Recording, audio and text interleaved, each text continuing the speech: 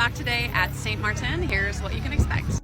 I like that this is not a tender port and it's really very beautiful and scenic. It can accommodate several ships though, so it can get pretty crowded. Like most piers, there's a pretty decent walk from the ship to the actual port, but it's nothing terrible.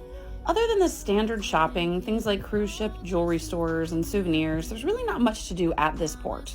So, like most tourists, you'll probably find yourself taking an excursion, or like me, finding a taxi and going somewhere else on the island. There is a walking path to Phillipsburg, but it looks to be a little bit of a hike. The taxi stand is pretty easy to find and it's government regulated. The prices are clearly marked, but note that the prices listed are one way.